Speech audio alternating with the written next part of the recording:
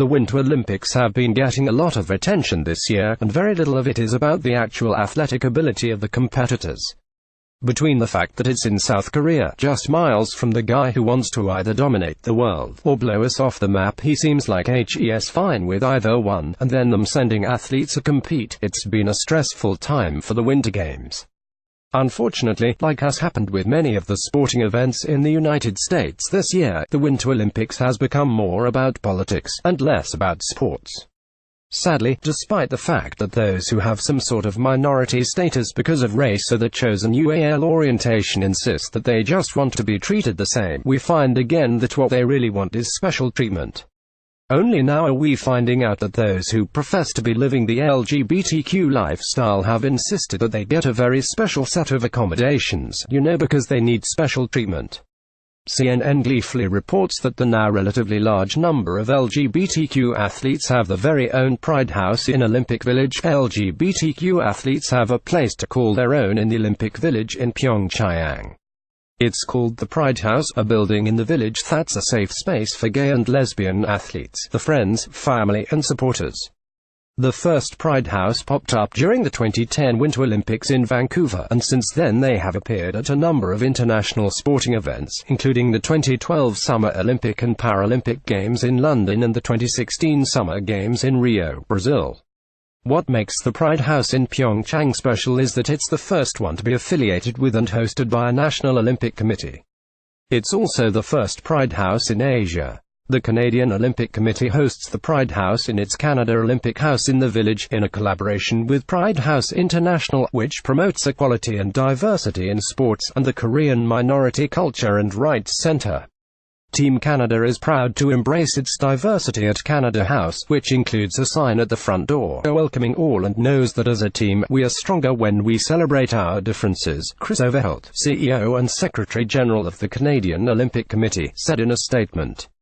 We are pleased to be able to share with the world what it means to be Canadian and what it means to be Olympic. The Pride House even has its own Instagram account. There they celebrate the victories, push for more special treatment, and try to make people feel badly about themselves if they don't agree with the LGBTQ agenda. Here's what they posted about this year's Pride House in South Korea. Pride House. For the first time in history, a National Olympic House is officially affiliated with Pride House. In Pyeongchang, the Canada Olympic Committee joins Korean Minority Culture and Rights Centre and at Pride House to offer a safe and welcoming space to LGBT fans, athletes and allies. At Regrand from a 2018 Pride House Gold Coast, this is your house, no matter who you are or where you come from. Pyeongchang begins. Bravo Team Canada. Canada hosts Olympics. The Olympic Winter Olympics. Pride House Pyeongchang Winter Olympics. The Games mascot Suho-rang GC 2018-2018 PHIGC. Pride in Practice Pyeongchang 2018 Pride in Practice. Pride in Sport Inclusion Biz for LGBT. Pride in Diversity Biz for Equality. Stand Up for Human Rights 2018 PHIGC. Gold Coast Modern Commonwealth Games ACON. Regran. As you can see, not a lot of humble gratitude there. There seems to be more of an "it's about time" vibe coming from those who ascribe to the plethora of UAL orientations that we now know are on the spectrum of weird. There is even a sign-up that clearly lays out the mission of the Pride House and welcomes the occupants within these walls, where those with Olympics hearts come to gather. You are welcomed, accepted and respected, the sign reads. This is your house, no matter who you are or where you come from. There was not a Pride House during the 2014 Winter Olympics in Sochi, Russia. A couple of years before those games started, government officials turned down LGBT activists' attempts to organize one. The matter ended up in court, where a Russian judge in 2011 rejected the registration for the house, saying that such a house would contradict the foundations of public morality and government policy in the area of protection of the family, motherhood and childhood.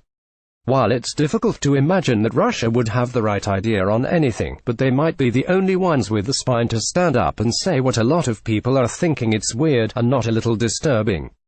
After all, these people are here to compete for their country, not hang out in a hookup house. We can all hope for the best, but what are the chances there's a whole lot of sleeping and focusing on the sport in a Pride House?